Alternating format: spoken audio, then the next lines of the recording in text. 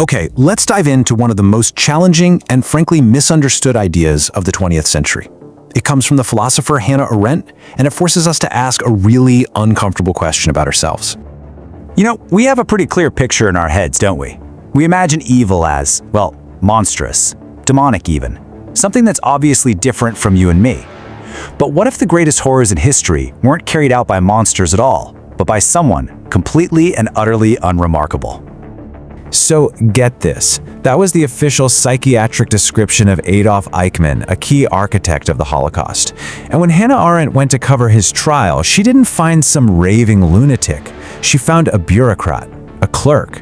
And that single observation led her to a profound and deeply controversial conclusion about what evil actually is. Yeah, that experience in the courtroom would force Arendt to challenge everything we thought we knew about where evil truly comes from. And you have to remember, Arendt wasn't just some academic sitting in an ivory tower. She was a German Jew. She'd been arrested by the Gestapo and literally had to flee for her life. So her perspective here was forged by direct personal experience with the very system she was trying to understand. And this quote, this really gets to the heart of her idea.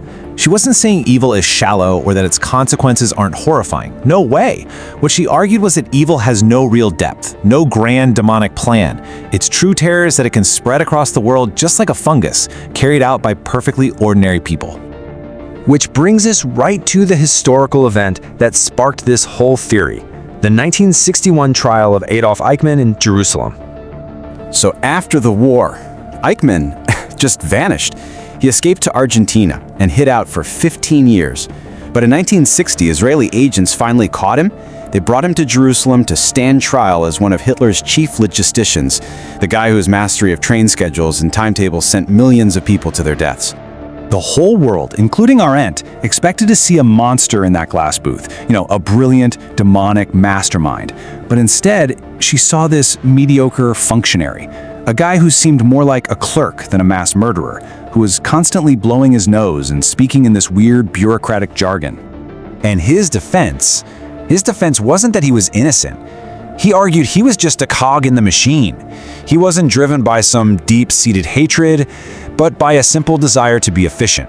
In his own mind, he was just following the law and doing his job well. And this shocking disconnect between this very ordinary man and his absolutely extraordinary crimes, well, that became the foundation for Arendt's most famous and most challenging theory. And this leads us to her core concept, the banality of evil. Now, let's be crystal clear about this. She was not saying the evil itself was banal, or that Eichmann's crimes were trivial. What she meant was that the participation in that evil could be terrifyingly ordinary, a simple result of conformity, and, crucially, a failure to think. For Arendt, Eichmann's biggest crime was his sheer thoughtlessness. He wasn't a sociopath, he was just unable to think from somebody else's perspective. He couldn't actually grasp the reality of what he was doing because he was so completely consumed by the bureaucratic details of his job. And this kind of thoughtlessness, it follows a pattern. First, you uncritically follow orders. Then you use bureaucratic language, jargon that distances you from what you're actually doing. And it all ends in a complete failure to consider the human consequences. Arendt even wrote that Eichmann would have killed his own father if ordered to, simply because he wouldn't stop to think about what he was truly doing. As you can imagine, this idea was explosive back in the 1960s, and its relevance has only grown, haunting us right up to this day. Her work became instantly controversial. Critics accused her of letting Eichmann off the hook. Even more painfully, they said she was blaming Jewish leaders for cooperating with the Nazis.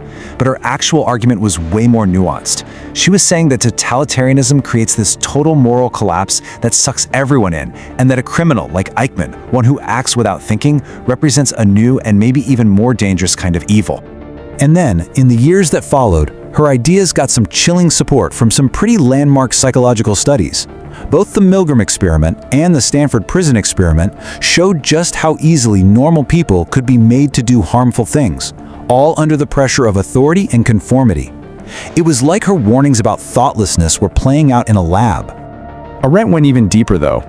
She identified a key vulnerability that makes a society ripe for totalitarianism, a system of total state control that crushes all individual thought. And that vulnerability is loneliness. She saw that in post-World War I Germany, people felt disconnected, they were desperate for meaning.